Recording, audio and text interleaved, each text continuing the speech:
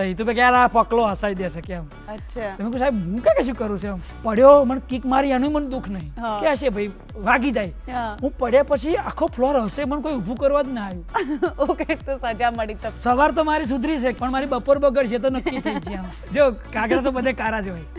તમે ગામડામાંથી પત્ની લાવો, સિટીમાંથી લાવો કે ફોરેનથી લાવો. હું પેલા સ્કૂલ ટાઈમથી તે મજાક્યો હતો મને બધા કોઈ જોકર કહીએ. મારા એક શિક્ષક હતા એ મને વિદુષક કહીને બોલાતા હતા એમ કાકા કાક્યું ફયું આવી આવે ને એમને તો આદત જ એ હોય નામ મસ્ત બચ્ચા રાખ્યું હોય પણ નામની તો વોટ લગાવી દે એમ.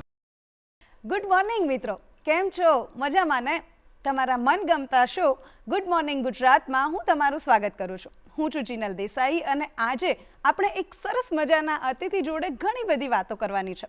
હવે વાત કરીએ સવારની તો મોર્નિંગમાં લગભગ બધાનો મૂડ છે ને આમ ઓકે હોય.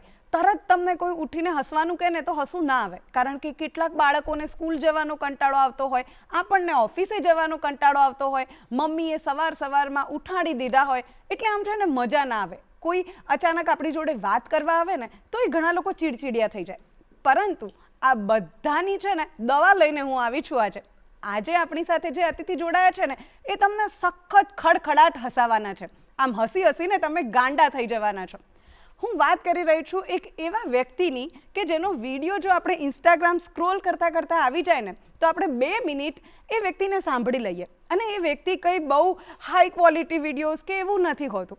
સામાન્ય એક ખેતરમાં ઊભા હોય, સરળ સાદી ભાષામાં 2 લાઈન બોલે અને આપણો જે ફેસ છે એ ખિલખિલાટ હસવા લાગે.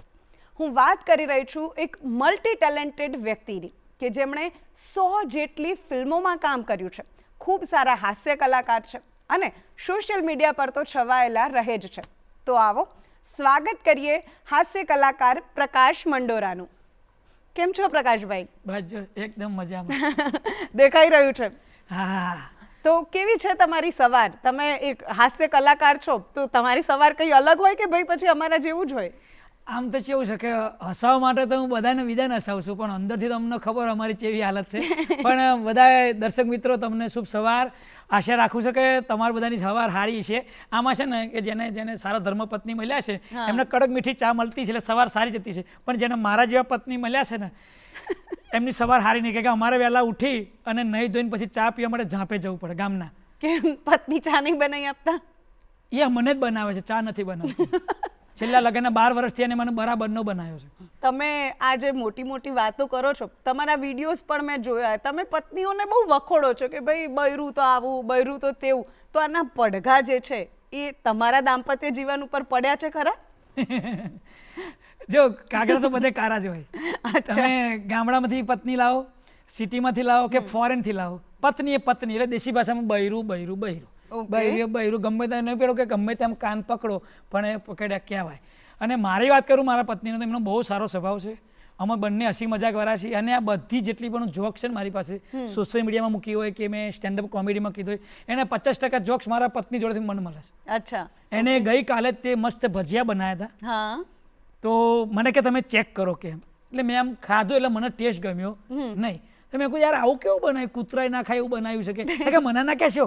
મેં તો કે યુટ્યુબમાં જોઈને ભજીયા બનાવ્યા હતા. ઓકે. મેં કહ્યું તે યુટ્યુબમાં જોઈને ભજીયા નહીં બનાવ્યા તે મને બનાવ્યો. એટલે મારું તેલ મારું બધું કરીને એને બાતલ કાઢ્યું. એ તો હાઉસવાઇફ છે, એ કમાવા નહીં જતા, કમાવું પડે છે મારે. અને એ મોબાઈલ આપ્યો છે ને યુટ્યુબમાં જોઈ અને એવી જાતની આઈટમો બનાવે છે ને કે હવે મોબાઈલ લેવા તો નહીં પાછો દખ થયું છે એમ. કારણ કે મોબાઈલ એને આપવો પડે છે કારણ કે મારા પાસે ફોલોવર બહુ છે ને એ ચેકિંગ રાખે છે. ઓકે. કોનો મેસેજ આવ્યો ને કોનો ના આવ્યો. અચ્છા. તો તમે હમણાં આપણે જે શો શરૂ કર્યો એના પહેલા તમે કંઈક વોઇસ નોટ મોકલી કે હું પહોંચી ગયો, આમ થઈ ગયું તેમ થઈ ગયું, એ શું હતું? એના વિશે કોને? તમે સવારમાં મસ્ત સોય લાયા છો, બધાને હસાવાની વાત કરો તમે મને લાગે છે હા તો સવાર તો મારી સુધરી છે. આ કેમેરા ઘર આવ્યો છું પણ મારી બપોર બગડશે તો નક્કી થઈ છે. આમાં બેન તમે ભારે ના કરશો. એ જે મોટ હતી એ મારી પ્રાઇવેટ લાઈફ હતી અને મેં મારા પત્નીને મેસેજ એવો કર્યો હતો કે હું સ્ટુડિયોમાં પહોંચી જશું પછી તમને શાંતિથી વાત કરું એમ. ઓકે. એ મારી મિનિટે મારી ખબર લેશે. અચ્છા. એટલે તમારી કેર કરે છે એવું કોને જરા? એ તમારા ભાષામાં એને કેર કરી કહેવાય અને મારી ભાષામાં એને કારો કેર કર્યો કહેવાય. હવે આ તમે જે શબ્દ બોલ્યા ને એના પછી મને નહીં ખબર કે તમારી બપોર કેવી જશે, બરોબર?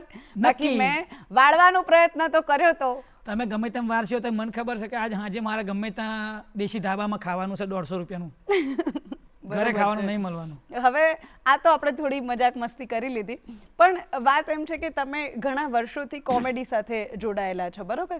તો તમારો મોટિવ ક્યાંથી હોય? બહુ સરળ ભાષામાં તમે આમ 2-3 લાઈન હોય, તમારે કંઈ વધારે પેલું કહેવાય ને કે અમુક લોકોને પ્રિપેરેશન કરવી પડે કે આ તે. તમારા વિડીયો મેં જોયા છે તો એમાં મને બહુ એવું લાગે કે ઓહ, આ તો આપણી જ વાત છે, આવું તો થતું જ હોય છે એમ. તો એ મોટિવ તમને ક્યાંથી મળે છે?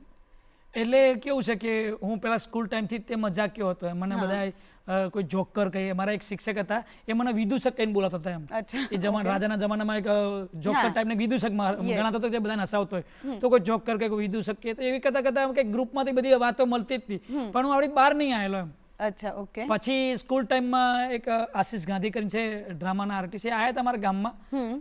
તો એ વખતે કે આ છોકરો કોણ છે? બધા કે અમારા ગામનો નંગ છે કે આ બધા વર્ષો તો કે આ તો અમારા નાટકમાં ચાલે છે, મને નાટકમાં લાયા. ઓકે. પછી આયા પછી મને ખબર પડી કે આવી રીતે બોલાય, આવી જોક્સ બોલાય, આવું કોમેડી કરાય એમ. તો એવી રીતે કરતા કરતા પછી તો હું ફેમિલીમાં રહું તો ત્યાં હું બધું કોઈ બી વાત થતી તો હું જોતો એમ આમ છે તે.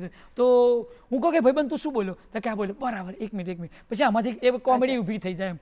તે શું કરું, એ વખતે નોટ પેનમાં લખી લેતો હતો. હવે તો મોબાઈલનો જમાનો, વોઇસ આપણે મોકલી દઈએ, વોઇસ રેકોર્ડિંગ કરી નાખીએ કે આ પછી એને સરસ રીતે હું ખેતરે જઉં અને પછી વિડીયો બનાવું. તમે બેન વાત કરી કે હું ખેતરમાં શાંતિથી વિડીયો બનાવું છું, એ મારી મજબૂરી છે. મારે તો ઘણા ઘરે બનાવવા છે, પણ મારા ઘરે છે ને બધાના છે ને અલગ અલગ પ્રકારના પત્ની મળ્યા હોય. ઘણા નાનું સ્પીકર હોય, કોઈને રેડિયો ટાઈપનું અવાજવાળા પત્ની મળ્યા હોય, મને જે મને લાઉડ સ્પીકર છે. બરોબર. આખો દિવસ ઘરમાં અવાજ ચાલુ જ હોય એમ. અને મારું ફેમિલી બહુ મોટી છે, અમે જોઈન્ટ ફેમિલી રહી છે, અમે 29 લોકો રહી છે. નરો અવાજ જ આવતો હોય. 29 લોકોમાં 9 તો લેડીઝ છે.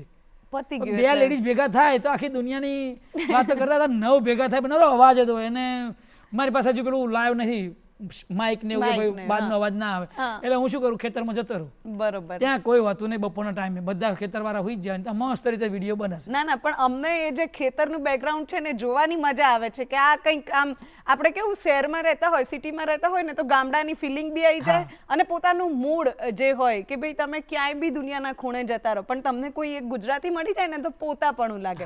એ વસ્તુ તમારા વિડીયોમાં ઘણું જોવા મળે છે. તો તમને ક્યારે એવો વિચાર ના આવ્યો કે જે રીતે બીજા લોકો આમ એક શિષ્ટ ભાષામાં કરે છે, જે પોતે ઓરિજિનલ હોય એનાથી થોડા અલગ થઈને લોકો સુધી પહોંચવાનો પ્રયત્ન કરે, તો તમને ક્યારે એવી ઈચ્છા ના થઈ કે મારે આવું કરવું જોઈએ એમ? એટલે આમ તો મૂળ તો મારી આમ ભાલમાં, મારું મોસાળ પણ ભાલમાં છે, એટલે સૌરાષ્ટ્ર ભાલની ટચની મારી પહેલા ભાષા હતી એમ. પણ ધીરે ધીરે ડ્રામા કરતો જો, ફિલ્મો કરતો, એમાં પછી મને ખબર પડી મારું ઉત્તર ગુજરાતમાં વધારે મારી ચાહના છે. તો મને હું જે બોલું છું અને એ ભાષા થોડી અલગ પડે, તો પછી મેં એકવાર ટ્રાય કર્યો ઉત્તર ગુજરાતી કે મહેસાણી ભાષામાં બોલો, ચોથી આયા ચમનું છે એટલે ઊભો થાય. એ ભાષા જ્યારે બોલો ને તો પબ્લિકને મને એક્સેપ્ટ જલ્દી કર્યો, મારા વ્યૂઝ વધ્યા અને મને કોમેન્ટ પણ સારી સારી આવી એમ. પછી મેં એ ભાષા પકડી રાખી એમ, એકદમ તળપદી એમ. બરોબર છે. તો તમે અત્યારે જે વિડીયો બનાવો એ ઉત્તર ગુજરાતની ભાષાના વિડીયો હોય છે વધારે, બરોબર? પણ હવે મારે તમારી ભાલની ભાષાનો કોઈ જોક સાંભળવો હોય તો મને અત્યારે સંભળાવો પ્લીઝ, તમારી ભાષા, બરોબર? ઉત્તર ગુજરાતની ના આવી જોઈએ, આપણે જે મૂળ પ્રકાશભાઈ જે ભાલના છે ત્યાંની ભાષા. એટલે આમ તો મારું ધોળકા પ્લેસ છે એટલે ત્યાંથી ભાલ ચાલુ થાય, પણ મારી મમ્મી અત્યારે ઘણી વાર ભાલની ભાષા બોલે. મને તો એવું હવે નથી બોલતા ફાવતું. એ મારી મમ્મી બોલે છે ક્યાંક ક્યાંક, બોલે કે ઝપ ના આવે, અને એમની ભાષા, મને તો એ ભાષા બોલતા નથી આવડતું, પણ આવી રીતે બોલવું હોય તો બોલાય. બરોબર. કલાકાર છું બધે દરેક ભાષા, મને તો પંચમહાલની પણ ભાષા આવડે છે, મને ઉત્તર ગુજરાતની પણ આવડે છે, હું અમદાવાદની પણ બોલું છું, સૌરાષ્ટ્રની પણ જ્યારે કેરેક્ટર કરવાના આવે ત્યારે તો ભાષા બોલીએ છીએ એમ.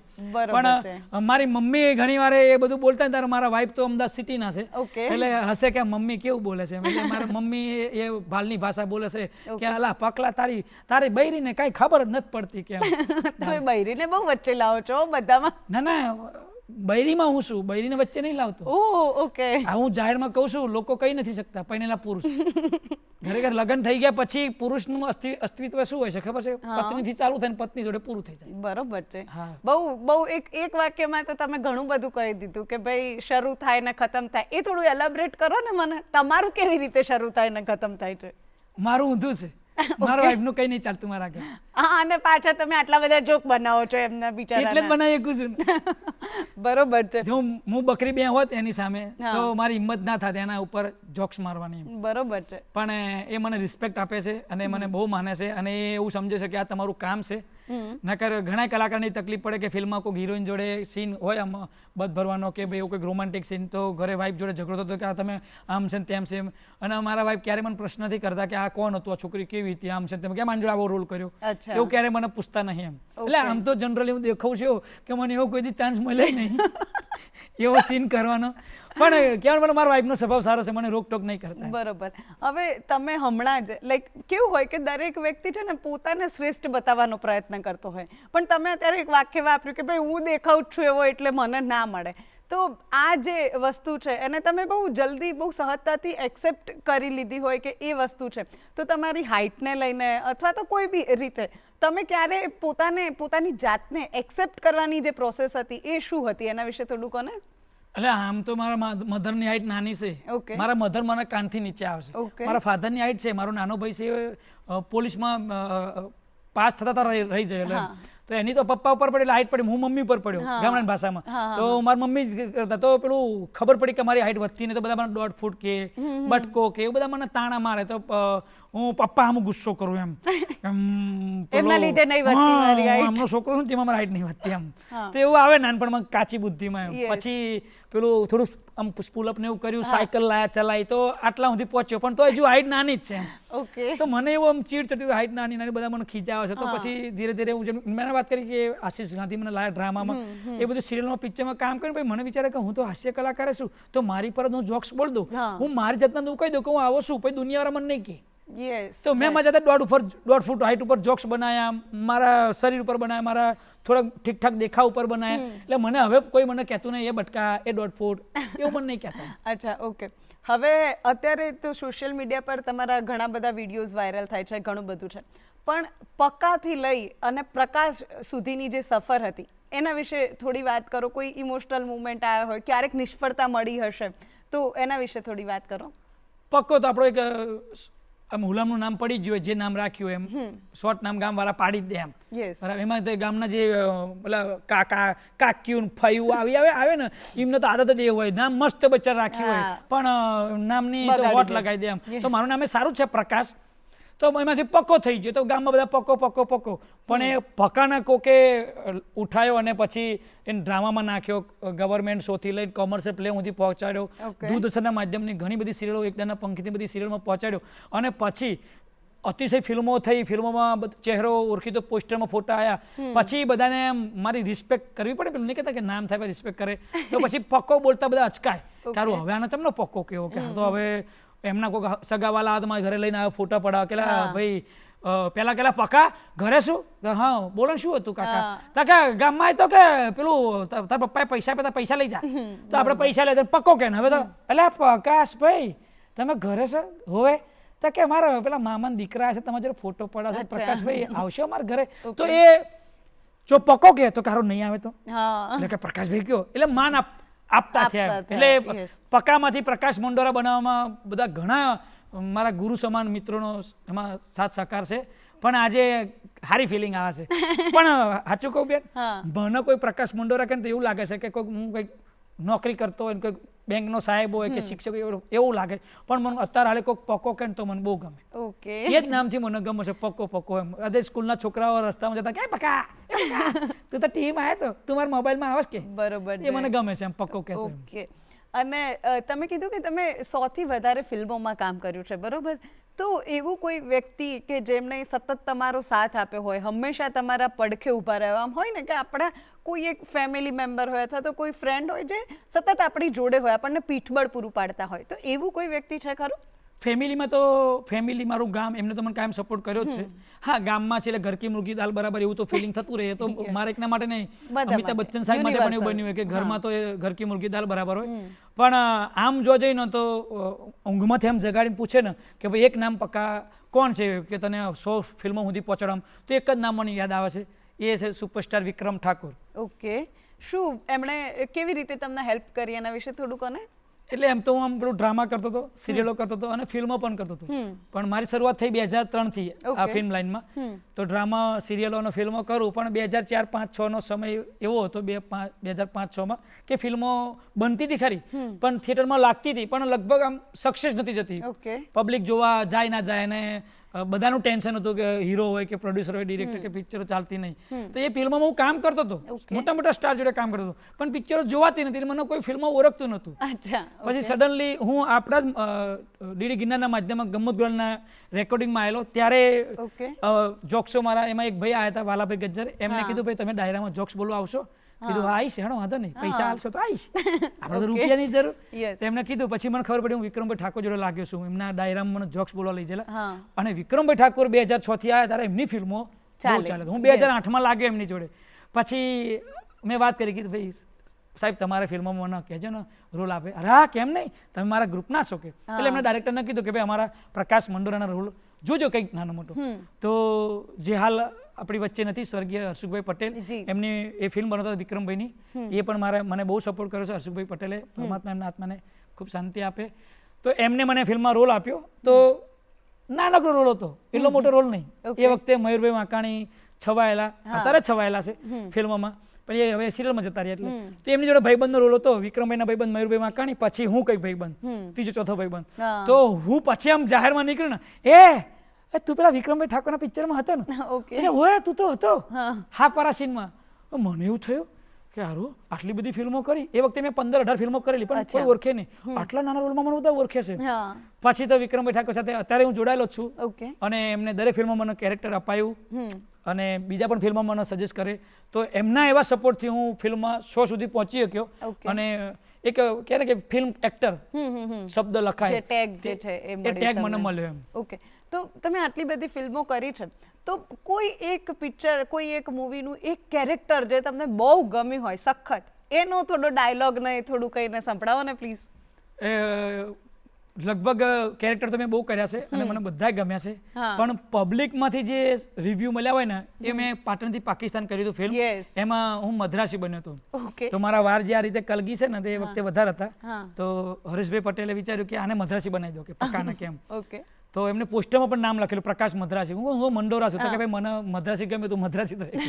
તો એ મને એક કેરેક્ટર મળેલું, તો એ પબ્લિકને બહુ મજા આવી હતી કે મારી ભાષા પણ એ હતી અને કોમેડી પણ હતી. તો એ બોલવાનું એવું હતું, આયા મેડમ તમે હી ના આમને સાહેબ મોકલ્યા છે તમને લેવા માટે. એટલે જેવા ગુંડા આવે એટલે આયા ગુંડા આયા, આમાં તો 1.5 ફૂટ અમે ગુંડાને ના મારીએ કે આયા મેડમ અમને સોરી માફ કરજો, અમે ભાગીએ છીએ. એટલે અમે ભાગીએ, વિક્રમ ઠાકોર હીરો આવે ને બચાવે. તો એ કેરેક્ટર એવું હતું કે પબ્લિકમાં જલ્દી છવાનું હતું.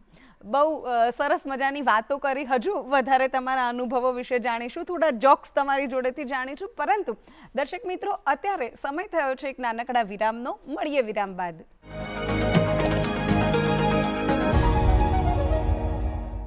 તો મિત્રો, કાર્યક્રમની શરૂઆતમાં જ મેં કહ્યું હતું કે તમને આ એપિસોડમાં ખૂબ મજા આવશે અને ખૂબ હસવું આવશે. આવી રહ્યું છે ને? તો બસ ચાલો ત્યારે હવે આ હાસ્યના દોરને આગળ વધારીએ આપણા પકાભાઈ સાથે. તો પકાભાઈ, તમે કીધું કે તમે ફિલ્મો તો કરી જ છે, પરંતુ સાથે સાથે સિરિયલો પણ કરી છે, અને દૂરદર્શન સાથે બી ઘણી બધી સિરિયલો કરી છે. તો એના સંસ્મરણો તમે કહેશો કે તમે શું શરારત કરતા હતા અહીંયા દૂરદર્શનના સેટ પર આવી, અને તમે એક એક્ટર તરીકે જ્યારે હોવ ત્યારે પોતાના અંદર રહેલા હાસ્ય કલાકારને કેવી રીતે થોડો છુપાવતા હતા, એના વિશે થોડી વાત કરો. આમ તો જોઈએ તો 2003 થી જ્યારે શરૂઆત થઈ, તો શરૂઆતમાં તો ગવર્મેન્ટ શો કર્યા, અને પછી કોમર્શિયલ પ્લેમાં મોકો મળ્યો ધીરે ધીરે નાનું નાનું કેરેક્ટર કરવાનો. અને ત્યારે એક નાના પંખી સિરિયલ એટલે આપણી દૂરદર્શનની આહા, એકદમ એમ કહેવાય કે 4:30 થાય એટલે બધું ઘરના કામ પડ્યા મૂકે લેડી સ્ટાફ, અને આમ ગોઠવાઈ જ જાય. અને એ સિરિયલમાં મને જ્યારે કેરેક્ટર મળ્યું ત્યારે મને આમ કહેવાનું મને બહુ ખુશી હતી કે હા હું એક નાના પંખીમાં આવું છું.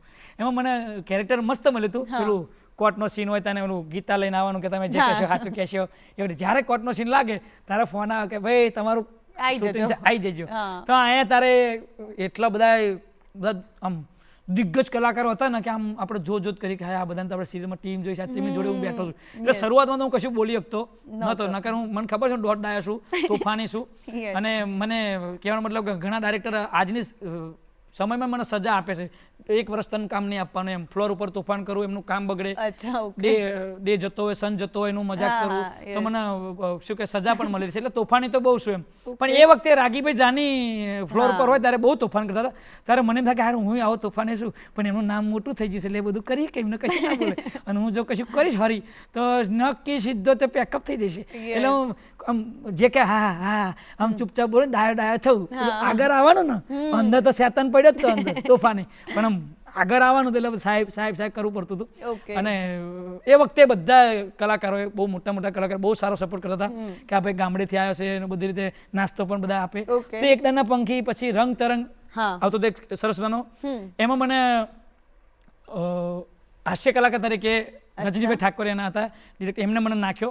પછી ગમો ગુલાલમાં હું આવ્યો અને ગમો પછી ઘણા બહુ રેકોર્ડિંગ આપે. એ સિવાય હું બધી દૂરદર્શનની ઘણી સિરિયલો કરી ચૂક્યો છું એમ. ઘણી નામ લઈ તો ઘણા એમ થાય કે હા ઘણી છે. મને હું આ કેન્દ્રનો બહુ મોટો ઋણી છું કે ભાઈ મને 2003 થી લઈને અત્યાર સુધી મને સાચવે છે.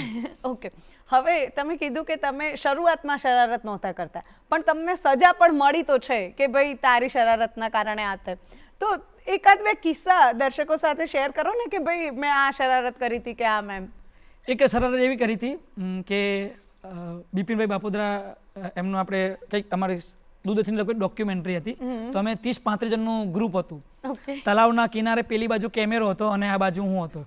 30-35ના ગ્રુપમાં શું હતું કે કોણ બોલે છે કોઈ ખબર પડે નહીં, એટલે એ બાજુ સન જતો હતો અને સીન લઈ લેવાનો, જો સીન ના લે તો આખો દિવસ ફરી કામ કરવું પડે. તો હું એવી મજાક કરતો હતો તો બધા 30-35માંથી હોય ને જલ્દી હસી જાય, એવા 8-10 લોકો હસી જાય ને ડાયરેક્ટર સાહેબ ત્યાંથી ચિલ્લા કેમ હસો છો, સન જાય છે શાંતિથી સિરિયસલી કામ કરો ને. તો 4-5 વાર આવું બન્યું. પછી એમાં એક જણ સાહેબ આગળ વાલો થવા જાય ને, સાહેબ યાર અમને ના કહેશો યાર, આ ભાઈ બોલી નાખે છે કેમ, કોણ છે કે આ પ્રકાશ મંડોરા કે. અને એ વખતે મને કશું કીધું નહીં, પકા શાંતિ રાખ. અને પછી તો 3-4 વાર મને કામ જ ના આવ્યું. ઓકે, પછી મેં ફોન કર્યો, એટલે સાહેબ શૂટિંગમાં બોલાવો કે તું તોફાન કરે હવે તને નહીં કેમ. ઓકે, તો એના પછી લાઈક આવો કોઈ કિસ્સો થયો હોય એના પછી એવું બન્યું ખરું કે તમે તમારી શરારત ઓછી કરી દીધી કે આ તે એવું કંઈ? એટલે એ ઉપર એવો સબક મળ્યો કે શરારત કરો પણ કેમેરો ઓન થાય પછી નહીં, કામને મહત્વ આપો, કામ પહેલા પૂરું કરો. કોઈ એમાં શું છે કે બહુ મોટો ખર્ચો લાગતો હોય એક દિવસનો, તો કે એમાં તો સિરિયસલી મને શીખવાડ્યું, બિપિનભાઈ થી બધા શીખવાડ્યું કે ભાઈ પકા તું તોફાન કર, પછી ફ્રી ટાઈમમાં બધા નસાય ને. પછી હવે મને ખબર પડી જાય કે જ્યારે કેમેરો ઓન થાય એટલે મજાક બંધ, પછી કેમેરો શિફ્ટિંગ થતો હોય કે ભાઈ આર્ટિસ્ટ બધા ફ્રી બેઠા હોય ત્યારે ગમે તે એકને પકડીએ એને આપણે ઉડાડતા હોય, ખેંચીએ અને હસી મજાક ફ્લટિંગ કરતા રહીએ અને મોજ મસ્તી કરવું. એટલે હવે મને ડિરેક્ટરથી કે ડિરેક્ટરને મારાથી કોઈ તકલીફ નહીં રહે, મને શીખવાડી દીધું કે કેવી રીતે મસ્તી કરવાની. તો એટલે આમ એમ કહી શકાય કે તમે કેમેરા ઓન હોય એટલે એક્ટર બની જાઓ છો અને જ્યારે ઓફ કેમેરા થાય ત્યારે પોતાના અંદર જે કોમેડિયન છે એને લોકો સામે પ્રસ્તુત કરો છો. પ્રસ્તુત કરું. હજુ ઘણીવાર એવું નહીં કહેતા કે આદતથી મજબૂર હોય, અત્યારે ઘણીવાર કેમેરો ચાલુ હોય ત્યારે હું એવું કરી નાખું છું એમ. અને મને સજા મળી હતી, મેં એક ફિલ્મ કરી હતી ઉલટા પુલટા હિતુભાઈ કનોડિયા સાહેબ જોડે. ત્યારે અમારે બંને આમ રાઉન્ડ લેવાનો, કેમેરો આ બાજુ હતો આમ, એક અમે રાઉન્ડ લઈ લે, જેમ હું મારી પીઠ આવે ને કેમેરા બાજુ હે ને, એટલે હું એવું નાટક કરું ને હિતુભાઈને હસી જાય. એટલે હસી જાય એટલે ડિરેક્ટર કહે યાર હિતુભાઈ સીન ચાલે છે, હું વિલન હતો અને હિતુભાઈ હીરો, એટલે વિલન ક્લાઇમેક્સ હતો. તો હિતુભાઈ યાર આ પકલો હસાઈ દેશે કેમ. તમે કહું સાહેબ હું કઈ કશું કરું છું એમ. તો એ રીતે રાઉન્ડ પછી એક મારવાનો સીન આવ્યો હતો એમ, તો એમાં ખાલી મારવાનું હોય ને, તો મેં એ પિક્ચરમાં બધાને બહુ હેરાન કર્યા હતા, હિરોઈનથી લઈને બધાને. તો બધાની કંઈક ખ્વાહિશ હતી કે પકાએ આપણને બહુ હેરાન કર્યા હતા છેલ્લા 5-6 દિવસથી. તો હિતુભાઈ તમે હીરો છે વિલન છે તો એના બરાબરને હેરાન કરો. તો ફાઇટ માસ્ટર હતા, એમને એવું રાખે કોમેડી વિલન છે એટલે કે ખાલી હીરો હા કરે એટલે પગમાં પડીને માફી માંગી લે છે કે સોરી મને માફ કરી દે એમ. તો હિતુભાઈ કે ના એક તો પંચ બને છે કે બધાની ફરમાઈશ. હું હાજર નતો ફ્લોર ઉપર, આમને પ્લાન કર્યો કે ભાઈ પક્કાને આપણે હેરાન કરવાનું છે. અને સીનમાં હાથ પકડે છે ગોર ફર્યા પછી, અને પછી મને કિક મારવાની હોય છે. અને મને જે મારી તો હાઈટ નાની છે, હિતુભાઈની હાઈટ છે, અને મને અહીંયા જે કિક વાગી ને એટલે દાખલા તરીકે આપણે રિસલ કોઈક વસ્તુ આમ ફેંકી કેવું પડે એવી રિસલ હું આમ 5-6 ફૂટ હવા મૂડીને પડ્યો એમ. પડ્યો, મને કિક મારી એનું મને દુઃખ નહીં કે હશે ભાઈ વાગી જાય. હું પડ્યા પછી આખો ફ્લોર હશે, મને કોઈ ઊભું કરવા જ ના આવ્યું. ઓકે, તો સજા મળી તમને એવું કહી શકાય. એ વાતનું મને દુઃખ લાગ્યું કે ભલે મને મારી એનું વાત પણ કોઈ ઊભું કરવા નહીં આવતું. બધા ડાયરેક્ટર હશે, ફાઇટ માસ્ટર હશે, હીરો હશે, હિતુભાઈ રીસલ નીચે બેઠા બેઠા હશે. પછી મને ખબર પડી કે પ્લાન હતો આ તો. આ વેરની વસૂલાત થઈ. બરોબર છે. હવે વાત કરીએ તમારી કોમેડીની, તો તમે સોશિયલ મીડિયા પર તો જે કોમેડી કરો છો એ બધાએ જોયું છે, આ સાથે જ તમે સ્ટેન્ડઅપ કોમેડી લાઈવ શો પણ કરો છો. તો આ જે બે વસ્તુઓ છે એમાં શું ફેર હોય છે, એના વિશે થોડું કોને. અમે તો લગભગ તો સોશિયલ મીડિયા તો હમણાં મેં 2-3 વર્ષથી જ ચાલુ કર્યું છે વધારે. બાકી ખાલી હું યુટ્યુબમાં જ મારા કોમેડી વિડીયો જે એક્ટિંગ વાળા હોય હતા, પણ લગભગ કોમેડી મારા સ્ટેન્ડઅપ શો તો અમારા મિત્રો અને મારો વન મેન શો પણ હું કરતો હોઉં છું, તો એ તો ચાલતા જ હોય. પણ એ લાઈવમાં જે છે અમે આમ જોક્સ બોલીએ એટલે તાત્કાલિક બધા હસે, આપણને રિસ્પોન્સ આપે. કોઈ હસે, કોઈ તાળીઓ પાડે, કોઈ વખતે કોઈ બહુ મજા આવે તો હસે ને તાળીઓ પાડે અને સીટીઓ પણ મારે એમ. અને ગામડામાં તો જઈ તારે તો પેલું હોય ને બહુ મજા આવે એટલે ના રહેવાય, એટલે ખીચામાં હાથ નાખે અને જે આવ્યું હોય 100ની 50ની 500 જે આવ્યા આમ હાલ દે. એટલે એ લાઈવનો જે અનુભવ છે એ રિયલ અનુભવ છે. અને જે આ રીલ વાળો જે અનુભવ છે એમાં તો કેવું છે કે સડનલી આપણને કંઈક આઈડિયા આવ્યો હોય એટલે એને મઠાર્યો, પછી એને મોબાઈલથી રેકોર્ડિંગ શૂટિંગ કરીએ, પછી એડિટ કરવામાં થોડુંક મહેનત કરીએ, પછી આપણે અપલોડ કર્યા પછી એના કલાકો સુધી 1-2 દિવસ જાય પછી પૂરેપૂરી ખબર પડે કે આપણને કેટલો રિસ્પોન્સ મળ્યો હોય. ઘણી વાર વિડીયો એવો હોય કે 1-2 કલાકમાં લાખોમાં મિલિયનમાં પહોંચી જાય, અને ઘણા એવા કે ધીરે ધીરે ચાલે એમ. ઓકે, તો જ્યારે તમે એમ કીધું કે ભાઈ લાઈવ શો તો તમે કરતા હતા, પણ સોશિયલ મીડિયા જે છે આ રીલ ને એ બધું છે 2-3 વર્ષથી તમે વધારે એક્ટિવ થયા છો, તો પહેલી રીલ એ કઈ હતી, એ જોક કયો હતો જે પહેલો વાયરલ થયો, અને એ પહેલા કહો અમને, અને પછી એ વાયરલ થયા પછીની જે શું ફિલિંગ હતી એના વિશે થોડું કહો. આમ તો મિત્રો સાથે અમારા અમદાવાદી મેન છે એ પણ બહુ ફેમસ છે, અમારા ગુજ્જુ લોગુરી અમારા મિત્રો હતા. અમે પિક્ચરમાં બધા સાથે કામ કરતા હતા, ત્યારે મને કીધું કે આવું બધું ઇન્સ્ટાગ્રામને મને શીખવાડે વિડીયો બનાવતા. અમે બધા ગ્રુપમાં બનાવી તો બધા વિડીયો મિલિયનમાં જતા હતા. ત્યારે હું એવું વિચારું કે ભાઈ હું તો શરૂઆત નવો છું, આ લોકોને તો લાખો ફોલોવર છે તો એટલે મિલિયનમાં જાય છે. હું ક્યારેક વિચાર કે મારો પર્સનલ સોલો વિડીયો મિલિયનમાં ક્યારે જાય એમ. તો એકવાર મને આઈડિયા આવ્યો હતો, એ મારા વાઈફને અમે બંને વાત કરતા એમ કીધું યાર તને હું છે ને બહુ ડાઈ મનતો હતો, કે મને એવું હતું કે તારી મમ્મી કહેતા કે અમારી દીકરી ગાય જેવી છે અને તને ગાય જેવી લાવ્યો ને તું તો અહીં અલગ નીકળી એમ. તો એવો વિડીયો મેં બનાવેલો, એમાંથી આઈડિયા આવ્યો કે પુરુષનું જીવનમાં સૌથી મોટો દગો ચોરીના 4 ફેરામ થાય છે. જ્યારે લગ્ન થતા હોય ત્યારે સામે પક્ષવાળા શું કહેશે, અમારી દીકરી ગાય જેવી છે. એવું ગાય સમજીને આપણે છોકરાઓ પૈણીને ઘેર લાવે છે, પણ રિયલમાં ગાયની જગ્યાએ આખલો નીકળે છે. ઓકે, તો આ જોક્સ મેં કર્યો અને જેવો ઇન્સ્ટાગ્રામમાં મૂક્યો તો લગભગ 3-4 કલાક થયા છે ને મિલિયનની પાર થઈ ગયો. એથી મને આઈડિયા આવ્યો કે બધાને પતિ પત્નીની વાતોમાં મજા આવે છે, એમ કે ઘર ઘર કી કહાની છે. બરોબર. તો હવે બસ આ પતિ પત્નીની વાતોથી જ તમારો હમણાં તાજેતરમાં જ સરપંચ વાળો એક વિડીયો ખૂબ વાયરલ થયો છે, બરોબર? તો એ વિડીયો બનાવ્યો એનો વિચાર તમને કેવી રીતે આવ્યો તો પહેલા તો, અને એ બનાવી દીધા પછી આફ્ટર ઇફેક્ટ એની શું હતી એના વિશે કહો. હવે પેલી ચૂંટણી હતી તો એમાં બધા પેલા શું કહેવાય બહેનોની સીટ હતી, એટલે ફોર્મ ભરવાનું ઉમેદવાર તરીકે લેડીઝ ના જ ઊભું રહેવું પડે, જેન્ટ્સ ના ઊભા રહી કેમ. તો એમાં બધા લેડીઝ, એટલે એમાં એક ગામમાં એવું થયું હતું કે મેં કિસ્સો સાંભળ્યો હતો કે ભાઈ સરપંચ રિસેન્ટ ભાગી એમના પિયર જતા રહ્યા છે. ઓકે, તો મને એની પર આઈડિયા આવ્યો તો મેં વિડીયો બનાવ્યો કે ભાઈ ગામના સરપંચ લેડીઝ હોય તને ભાઈ સાચવવું પડે કે લેડીઝ ગમે તે સરપંચ હોય પણ ઘરે તો બૈરું કહેવાય ને, પતિ પત્ની 2 વાસણ ખખડે તો ઝઘડો થયો તો રિહાની એમના પિયર જતા રહ્યા. તો હવે એ સરપંચ દૂર ના છે, તો આ બધા સહી સિક્કા કરવા માટે 400 કિલોમીટર રાખવું જવું પડે. મેં આવો વિડીયો બનાવ્યો કે સરપંચ જતા રહ્યા સર રિહાઈને અમારા ગામના, 400 કિલોમીટર રાખવું સહી સિક્કા કરાવવા મળે. એટલે ભાઈ એમના ઘરવાળા વિનંતી કે ઝઘડા ના કરશે, ગામવાળાને તકલીફ પડશે. મેં તો જનરલી વિડીયો બનાવ્યો હતો, મેં મારા ગામના સરપંચ ઉપર નહોતી કરી, ખાલી ઉદાહરણ આપ્યું હતું. આ તો સરપંચ તો 2 દિવસે ઘેર આવ્યા. ઓકે, કે ભાઈ લાયા તા ચેલા સિક્કા કરવાના છે, બરોબર, તમારો ઝઘડો થશે, ચાઉ રિહાઈને જતી રહીશું. બરોબર. મેં કહ્યું સરપંચ સાહેબ એવું નહીં, બેન એવું નહીં કીધું, આ તો ખાલી વિડીયો બનાવ્યો હતો એમ. એટલે ઘણી વાર આપણે મજાક કરવા જઈએ પણ થઈ જાય આવું બધું. બહુ ઘણી બધી વાતો તમારી જોડે કરવી હતી, પરંતુ અત્યારે સમય ખૂબ ઓછો છે. પરંતુ જેટલી પણ આપણે વાતો કરી તેમાં ખૂબ મજા આવી, અને આઈ એમ શ્યોર કે દર્શકોને પણ મજા આવી હશે. અને મેં કીધું હતું એમ આજની તમારી સવાર હાસ્યમય ચોક્કસથી બની હશે, અને એ માટે ખૂબ ખૂબ આભાર પ્રકાશભાઈ, આપણા પકાભાઈ. તમે અમને ખૂબ હસાવ્યા અને ખૂબ સરળ ભાષામાં અમને જીવન શું છે એ પણ સમજાવી દીધું. તો મિત્રો, હવે આપણે છે ને એક મીત દવે જે કલાકાર છે એમના અવાજમાં ભીતરના રામને જગાડવા માટે કબીર જે છે એ શું કહે છે તે સાંભળીશું, અને આવતીકાલે ફરીથી કોઈ નવા અતિથિ સાથે નવા વિષય સાથે મળીશું એક્ઝેક્ટ 7 ના ટકોરે. પરંતુ ત્યાં સુધી મને રજા આપશો. નમસ્કાર. ભીતરના રામને જગાડવા કબીર શું કહે છે?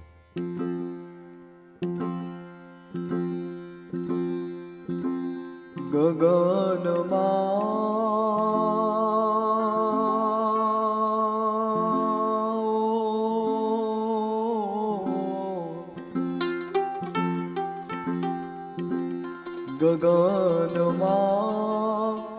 રામ રમે રંગારો રે કે મારો પરબો રમે નિરાધારો. ગગનમાં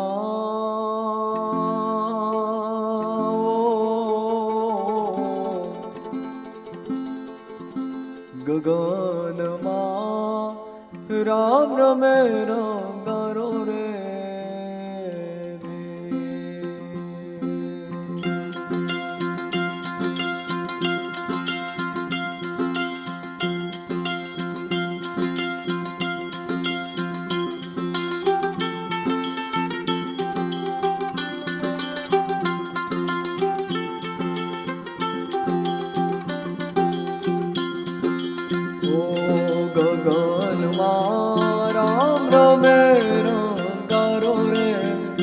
મારો પરબો રમે નિરાધારો.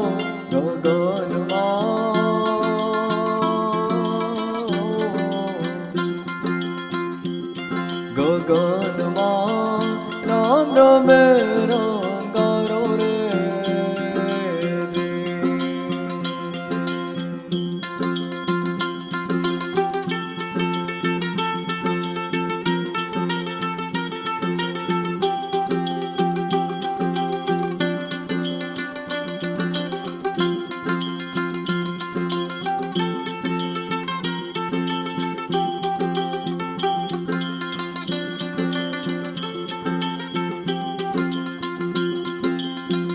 अरे गगन माँ ज्योत जलत है.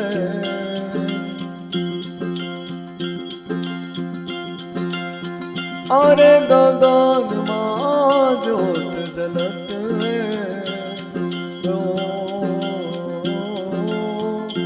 जेनो जेनो जेनो जेनो जेनो जेनो अखंड भयो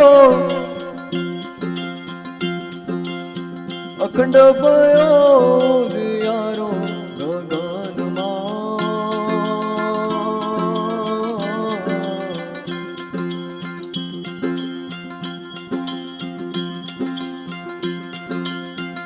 અરે ગગનમાં જ્યોત જલત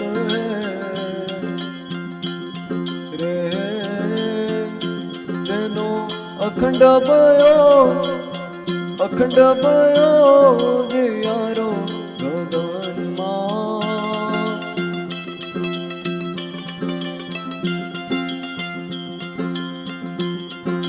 ગગનમાં રામ રમે રંગારો રે.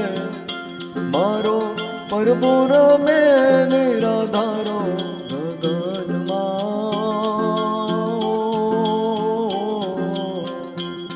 ગગનમાં રામ રમે રંગારો રે.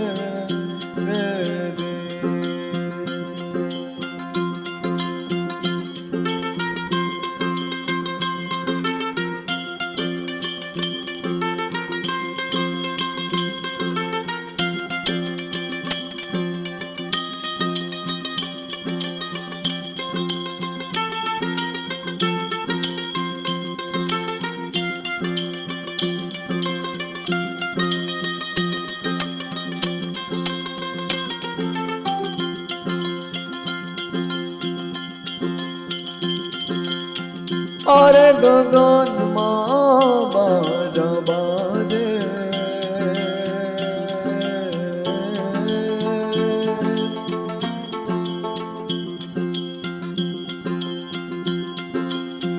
અરે ગગનમાં બાજા બાજે.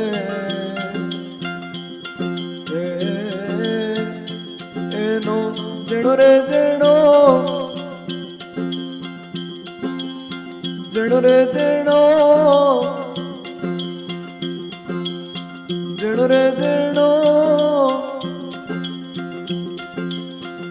જેણો રે જેણો જીયારો